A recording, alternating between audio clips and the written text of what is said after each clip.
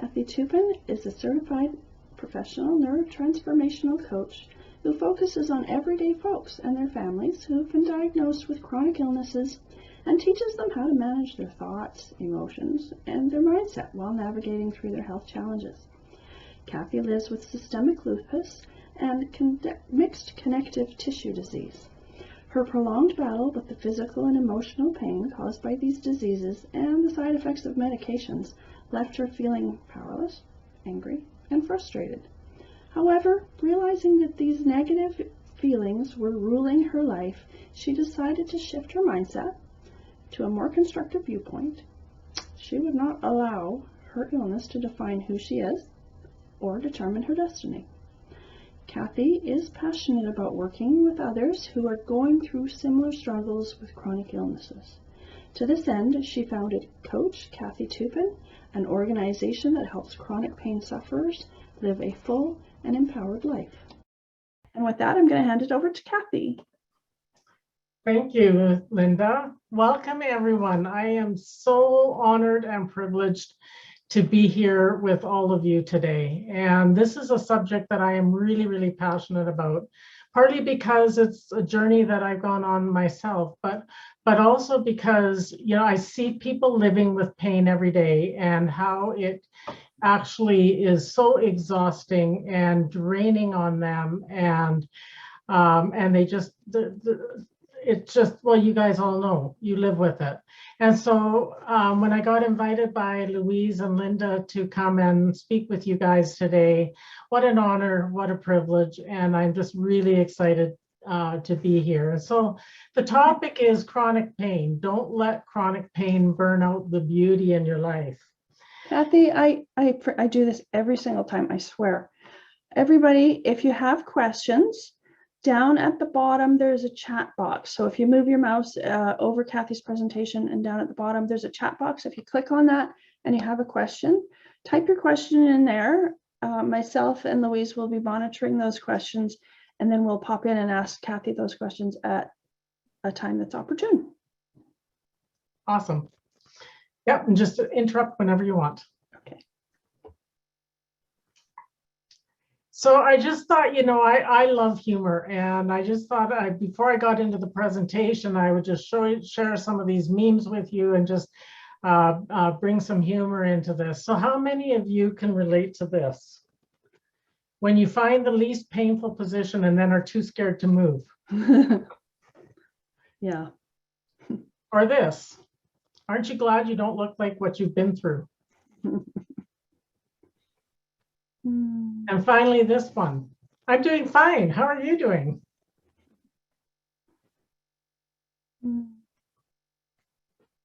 So I thought I would just start with telling you a little bit about me and my family. This is a picture of me with my husband, Robin. We've been married for 41 years. And I was diagnosed initially with lupus when we had been married for 1.5 years. And we successfully gave birth to 2 children, which is actually very uncommon for lupus patients. They often miscarry. So miscarriage rate is very, very high. And we have 1 daughter that lives in Vancouver, and our son and amazing daughter-in-law live here in Calgary, and we have 5 awesome grandchildren. And we have been living in Calgary since 2002, and so this is home. I wish it was warmer in the winter. So a little bit about my story. As I just mentioned to you, I was diagnosed with lupus and fibromyalgia in 1983. When I was diagnosed, I originally was diagnosed with tennis elbow because I had pain in my right elbow.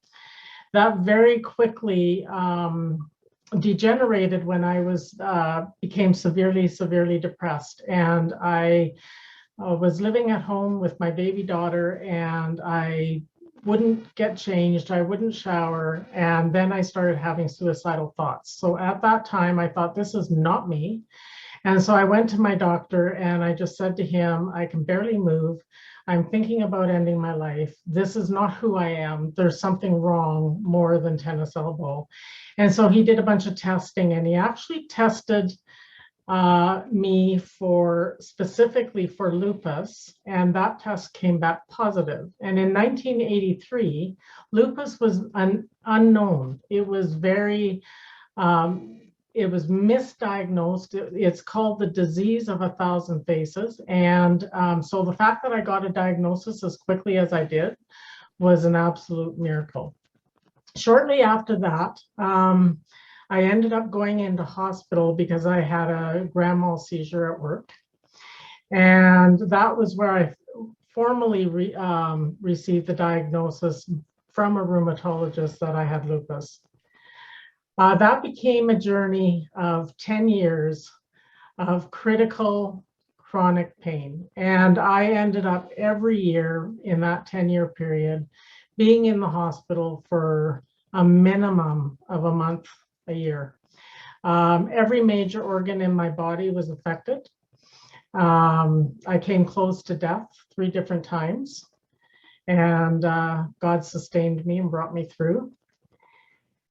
And it was a time that was very, very difficult because my kids were just little. And so I missed out a lot. I couldn't attend school activities. I couldn't work. I was on disability. I had to, and I basically just was at home. And so I felt like I missed a lot in those 10 years. And then one day, a friend of mine, who is a woman of very strong Christian faith, called me up and asked if I would go to her house for tea because she felt like she wanted to pray for my healing. And so I went over there and I said, okay, go do your best kind of thing. And she prayed for me. And right after that, I went into complete remission in 1993. In the year 2000, I was medically diagnosed as completely healed by 2 separate rheumatologists, largely because I didn't believe the first one. But all symptoms of the disease had disappeared. And this is lupus you're talking about, right?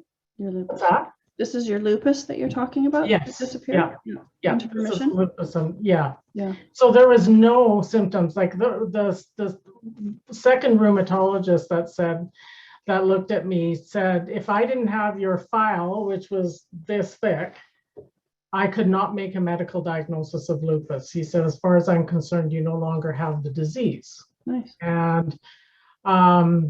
And so after that, I enjoyed many years of health and no symptoms.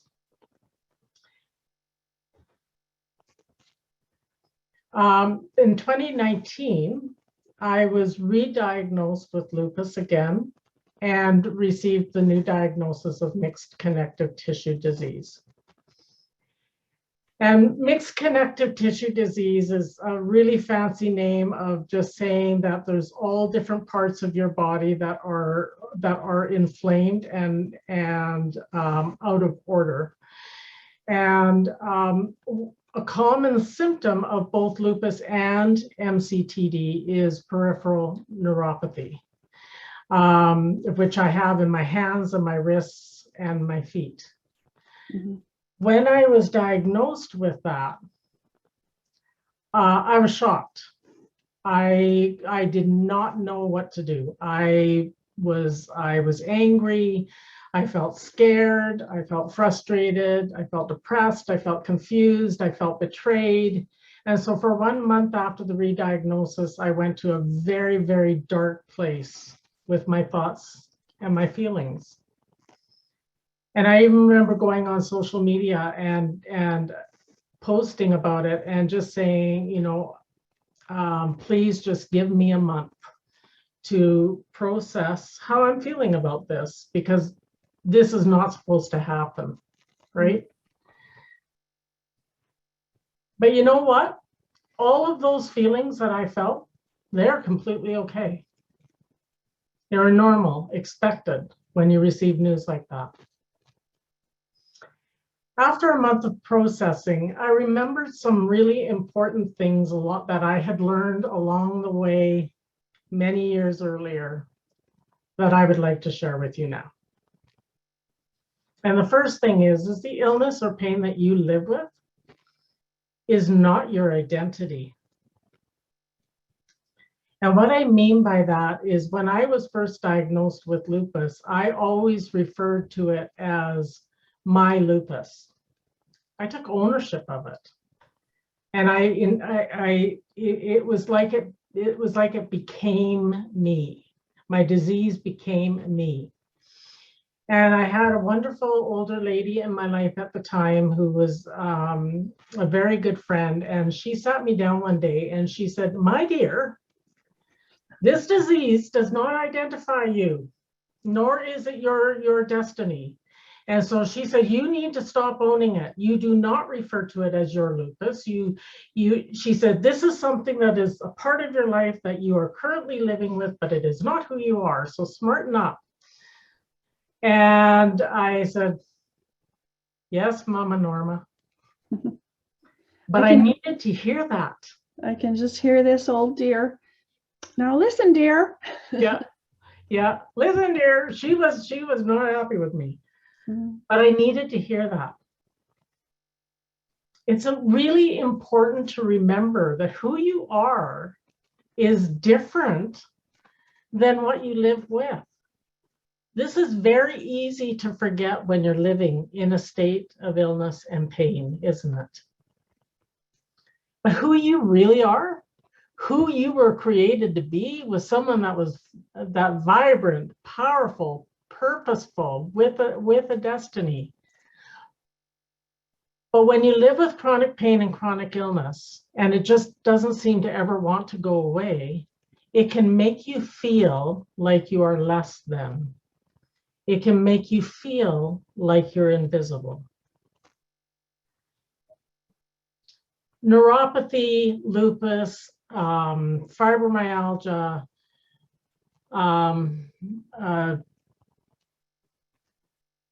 other diseases like that are invisible diseases.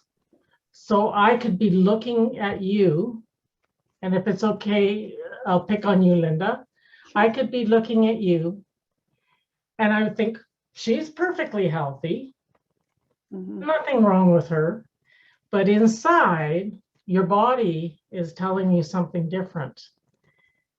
And that's where I used to feel invisible. Like people just didn't understand. But the thing that I want you guys to grasp is you're not invisible. I see you. I see you there. And I want, if what you come out with today is getting a feeling of empowerment back in your life, then I've done what I came here to do. So Cathy, yeah, a lot of people, because of the invisibleness of the conditions, a lot of people do feel invisible, and a lot of people who, are supposed to be the supports of folks with a chronic condition like neuropathy, don't really understand, and so they can't relate to the people like we would like them to. And so I don't know if you have suggestions on how to maybe give up that expectation, or how to help them to understand. That would be something that would be maybe useful. I personally think you're better off just maybe finding people who do understand, like through a group like ours. But yeah, what are your thoughts on that? Yeah, it's you actually can kind of do both. You can give up the expectations of other people and just say, you know what, they're not going to understand, and I accept that. It's harder when it's, you have a spouse and you have kids and stuff like that. Like my kids growing up never really understood, and I didn't sit there and complain to them. They knew mommy was sick, but they didn't know why. Right. But my husband he really had to educate himself and learn about the disease and learn about how it affects me and all of that. Other people in your life, they're not going to take the time to do that.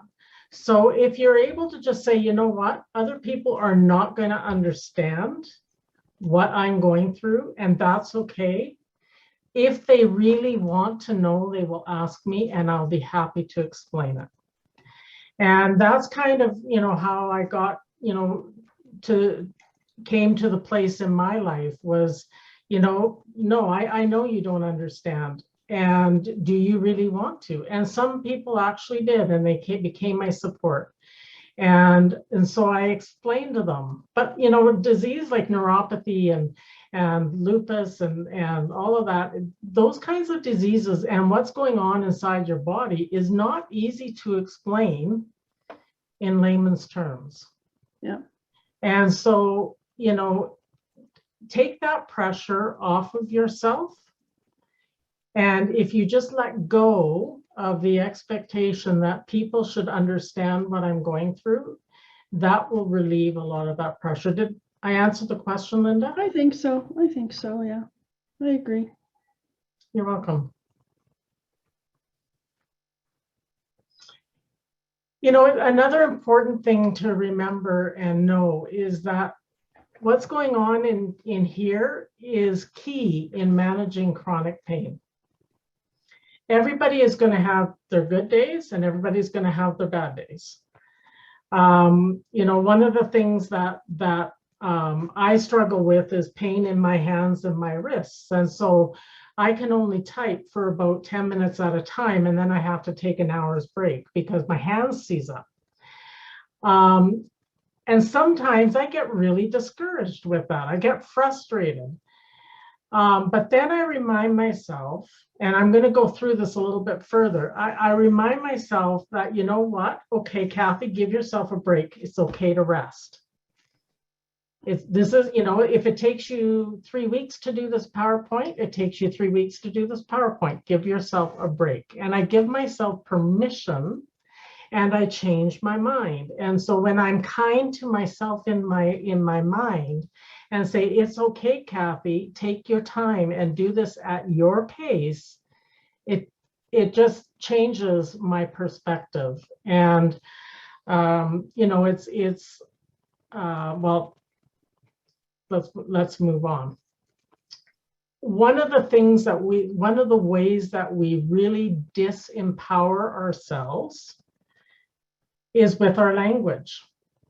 And when we disempower ourselves with our language, that also determines our mindset.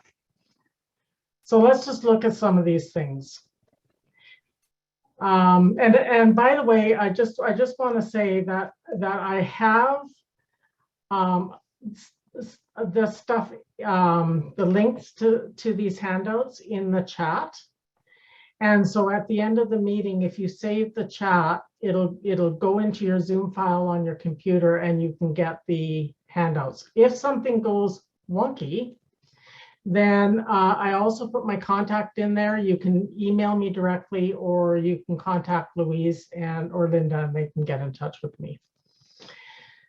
But some of the disempowering words that we use are should, or need to, or have to. I should be able to clean my house. I should be able to cook this meal. I need to get it together. I have to pull myself up. Another one is you. That takes away choice.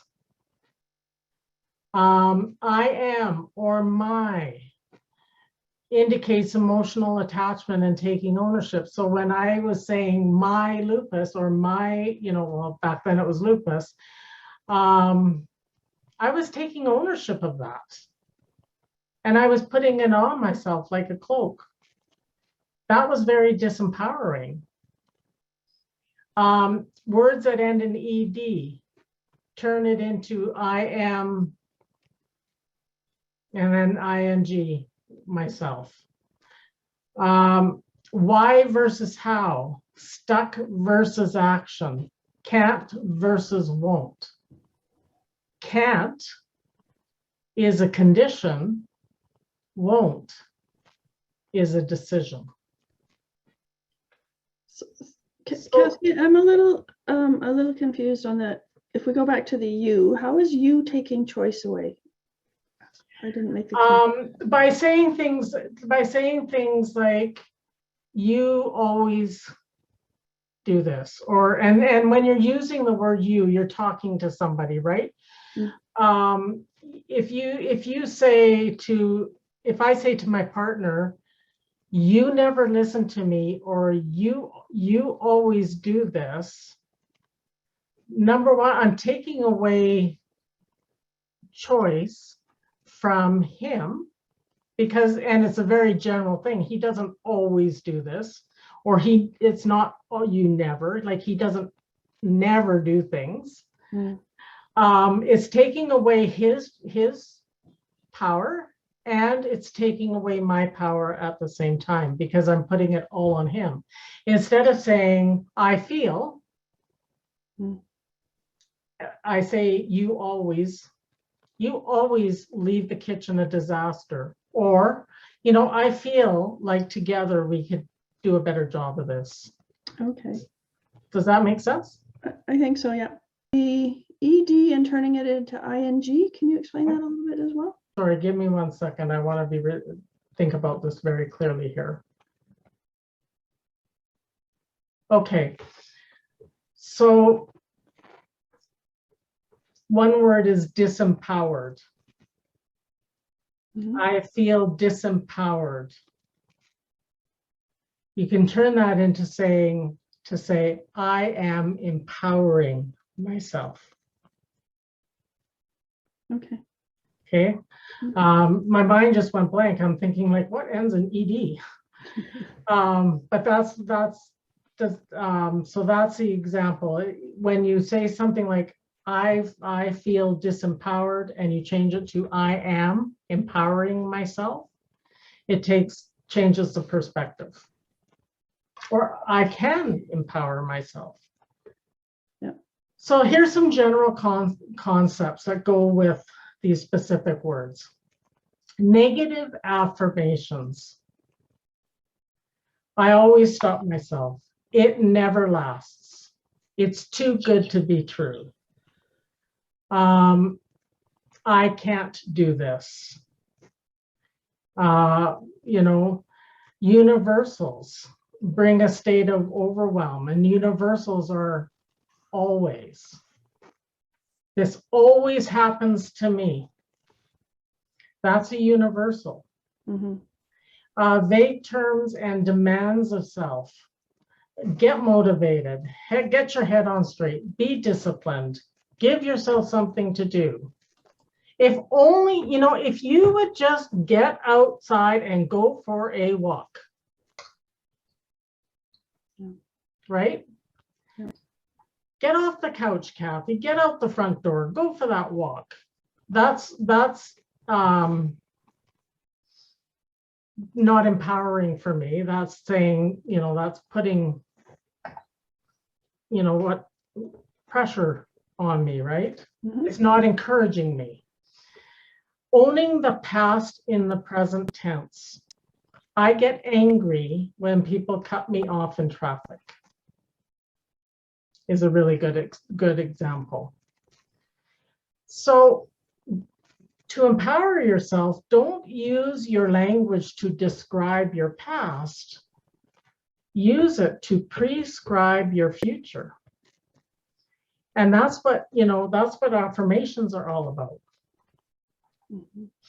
One of the other handouts that I put in the chat, and there's one link and it's got all the handouts together, is 25 positive health affirmations for well-being. And I couldn't put all 25 on the slide, so I just put the first 10.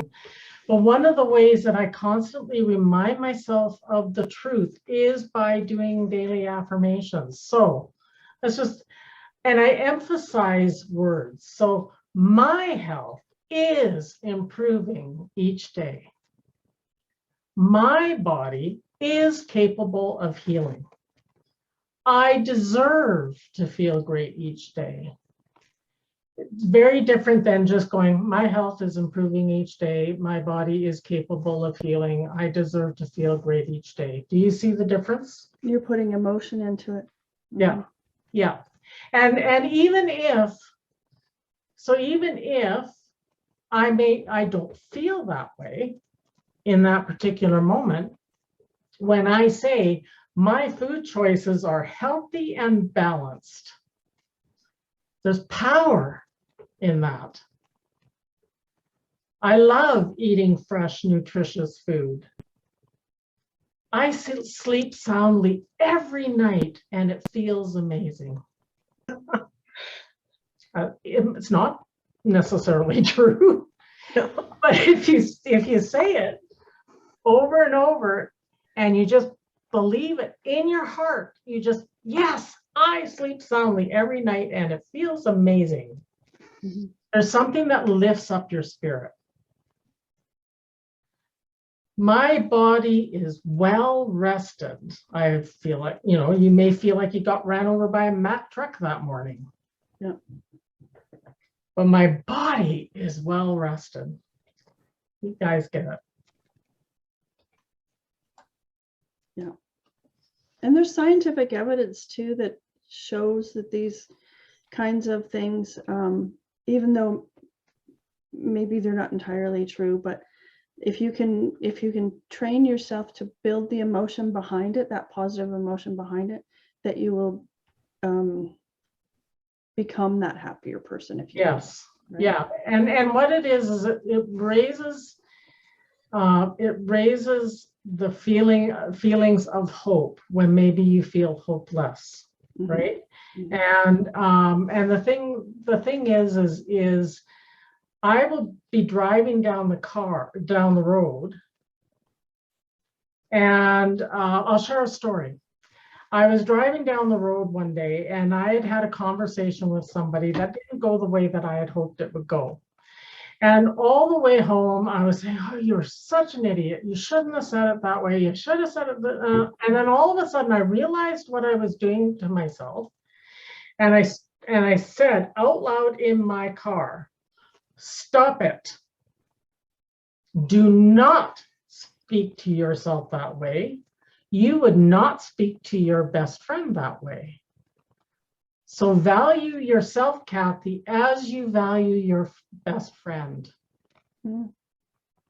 And all of a sudden, it just like all that heaviness, all that guilt, all that condemnation just like went out of the car. But I had to say it out loud. I'm driving down the road, talking out loud to myself, because I needed to change what was going on. Yeah.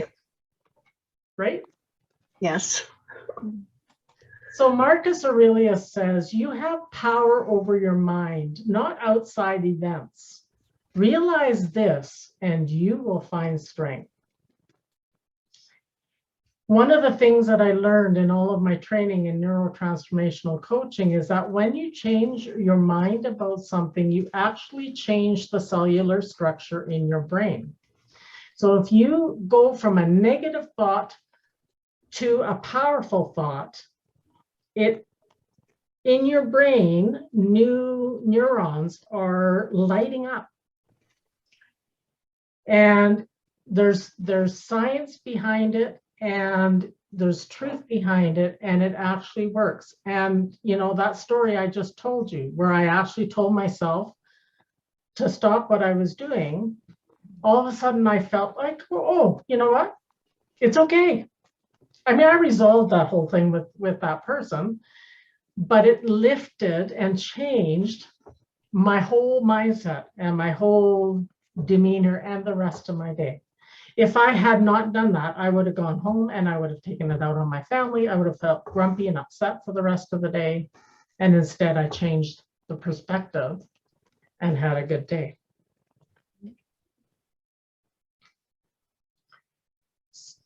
So I really love this. When I was doing my research, I came across this article by Debbie Hampton, and she's a writer, a blogger, a hot yoga enthusiast, and she's a brain injury survivor. And I really love what she said here. Use your thoughts for you. And she says, you have much more power than ever believed to influence your physical and mental realities. Your mindset is recognized by your body right down to the genetic level. And the more you improve your mental habits, the more beneficial response you'll get from your body. You can't control what has happened in the past, which shaped the brain you have today, programmed your cells, and caused certain genes to switch on. However, you do have the power in this moment and going forward to choose your perspective and your behavior, which will change your brain, your cells, and your genes. Isn't that cool? Mm-hmm. I just think it's awesome. And you can look up, the link again is in the chat, and you can actually look up her whole article and read the whole article. So let me ask you a question. You don't have to answer it. Do you believe this? Yes. Awesome, Marlene. Yeah. So how is your mindset? What kind of things do you do to encourage yourself? Would somebody like to share one thing that you do? And you can just unmute yourself, or Linda or Louise could unmute everybody. One thing that I do to encourage myself is I always listen to really upbeat, uplifting music, especially if I'm feeling down. I'll put on something that I can't dance well, but I'll put on something that I can kind of move my body to, but just the uplifting and the upbeat music just encourages my heart. Mm-hmm. I listen to Yep. podcasts. I do too. I love music. Yeah. Anyone else? It gets me, my mind frame, in a better mood, and it's uplifting, and so Yeah. you kind of say, let go of the other stuff and then bring in the happy, the joy. I also try to connect with people that I know are the happier people in my life. You know what I mean? The more upbeat people. That helps me. Yeah. First of all, having that connection, and then talking with somebody who's got a perspective that's much, that's very upbeat. Yeah, that's awesome. Does anyone else want to share?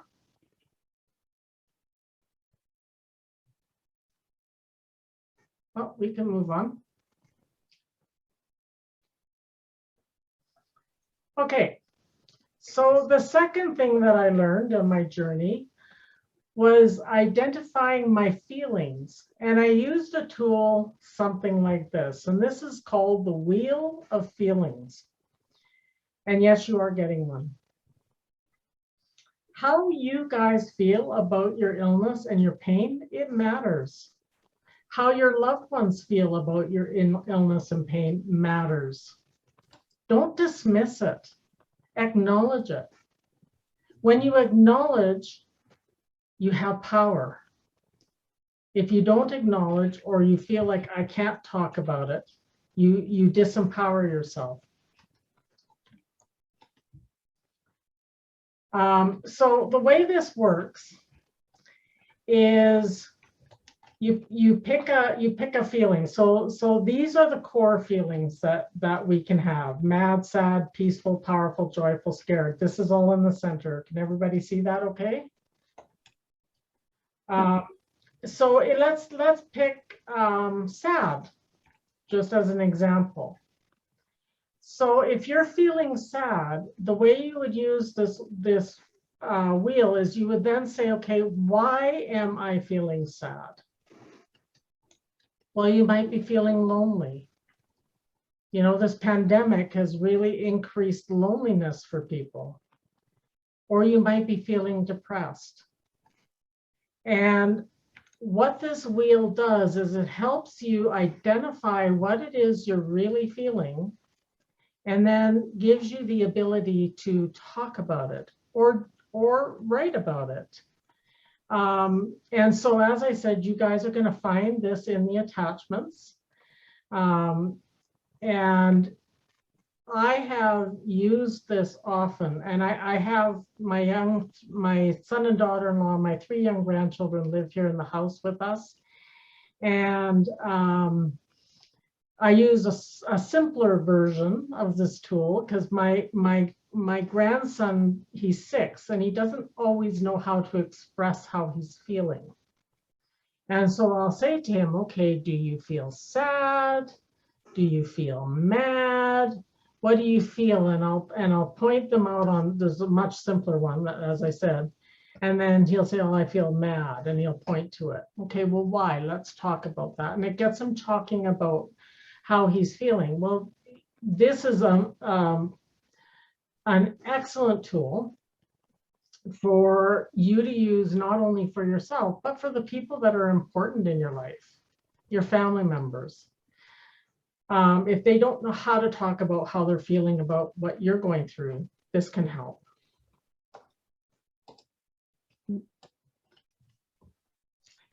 The third thing that I learned and I live by to this day is live fully on the good days and guilt-free on the not so good days.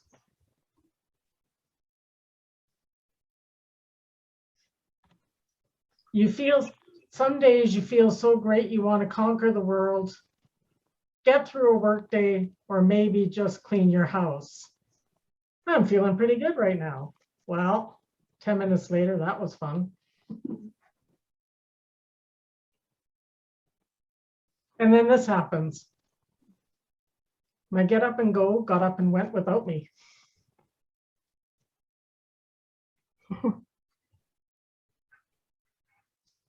Be encouraged. It is okay to rest on those days. The most important thing that I think we all need to remember is to be kind to ourselves. Yes. You're doing the best you can in the moment, right? And remember about pacing. Pacing is very there. Look at that. Pacing. Oh, pacing is so important. I took a class in pacing, and it's really helpful. And you have to remind yourself, Yeah. I can only do this much in one day. Tomorrow's another day. Was that through? Where was the class through? It was through my clinic that I go to, Okay. and they had the AHS offer different workshops on different subjects. So Okay. I decided to take it because I found it very helpful. Great. Pacing yourself. Pace yourself. Yeah. Plan your day so you can maximize your time while pacing yourself. And do what you can and don't worry about the rest if necessary. Now, it's hard if you're living on your own to ask for help, but if you've got support systems around you and there's something you simply cannot do, ask for help. My husband and I cannot, because he has a bad back and because of what I live with, we cannot clear our driveway in the winter. We can't mow our lawn. Mm-hmm. And so we've told our son and daughter-in-law, we need your help with this. But even more important than those two things, celebrate what you do accomplish. What gives you joy or pleasure? Do that. It doesn't have to be huge, but remember to celebrate you. So if on a particularly not so great day, all you managed to do was tidy your living room, celebrate tidying your living room by having a cup of tea or doing something or reading a book or listening to music or doing something that brings you joy.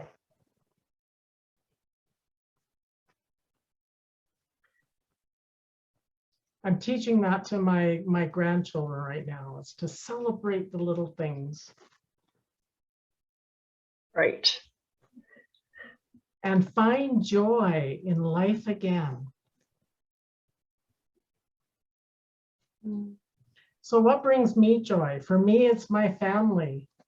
And yes, that includes my 2 dogs, which are in the picture there with my husband.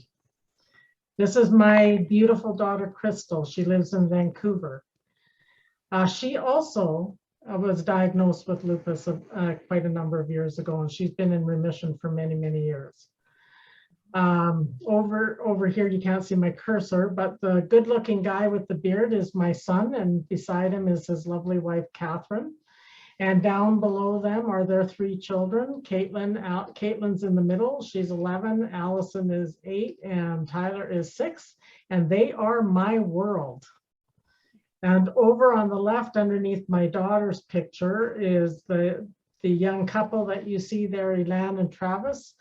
And the beautiful young lady beside them, Elan and Cassidy, are our 2 adopted grandchildren. We adopted them. They belong to friends of ours, and they didn't have any grandparents actively in their lives. So when they were really little, we asked their parents if we could adopt them as grandparents. And so we adopted them, and these people, this is my world, and every single one of these people brings me joy, and gets me out of bed in the morning. We have a comment from Margot, and Margot's one of the best people I know for celebrating. And she says, I celebrate and enjoy life and live as though someone left the gate open. Love the little accomplishments. Thanks, Margot. Yeah. Someone left the gate open. Left the gate open. Cute. The other thing that I do, and again, there's a handout that I'm going to send to you guys, but it's called the 5 Things Gratitude tool. And, you use it every day. And the goal is to write down 5 new things every day that you're grateful for. So my 5 things I'm grateful for today are this opportunity that was given to me, my home and my family, my faith that keeps me going every single day. Today is a good day for me physically, emotionally, and mentally. I'm grateful for that. And I'm grateful for each and every one of you for giving up your afternoon to spend with me today. So this is, and this will get sent to you. This is the 5-thing gratitude tool to do anywhere. So you can take it anywhere with you, and you just write down 5 things every day that you're grateful for. And it's easy to remember: 1, 2, 3, 4, 5.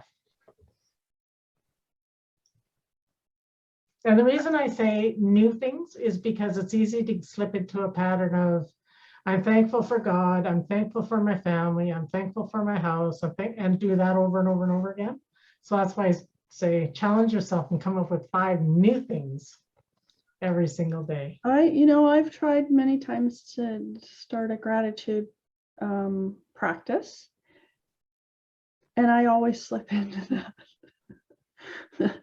So, I know I'm so grateful for, I have so many things to be grateful for, but it's really easy to slip into that. But the little things don't have to be huge, right? No, they don't. And the thing is if you actually have a notebook or this sheet or something right by your bed, and you make it a habit every morning before you even get out of bed, writing 5 things that you're grateful for, it changes the whole outlook of your day. Mm-hmm. Even when you're hurting. Yeah. Finding humor in things. When you need to clean but have no motivation, so you just sit there for a while, like, or normal. We have friends too that send on Facebook humorous clips, and that's helpful. I get my little laugh for the day. A normal cat says meow, a Texan cat says meowdy. Yeah. Meowdy. Oh, I love to laugh. That's cute. Well, here in Calgary, we say howdy. Yeah. Texas, meowdy.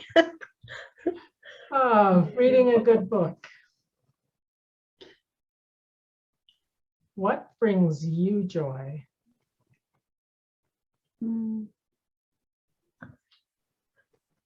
So, what brings you joy? Yeah, what brings you joy? So, in summary, we talked about, 4 important things. The illness or pain that you live with is not your identity.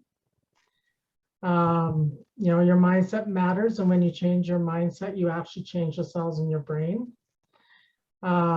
Went through the different ways of disempowering yourself, went through some positive, powerful affirmations. Second point was identifying your feelings and learning how to deal with those feelings, and I introduced the Wheel of Feelings tool, which you will be getting. Third point, living fully on the good days and guilt-free on the not so good days. Again, if you feel guilt on the days you don't feel well, pay attention to what you're telling yourself. Why are you feeling this way? Why are you feeling guilty? Examine that. And then find joy in your life again. Yeah. I've put all of these links in the chat box, but as I said, if you guys want to me to email them to you, all of the images were shared generously from unsplash.com. So I always like to acknowledge them. And it's really important to acknowledge where I get my resources. So for the handouts, the first link is right up there.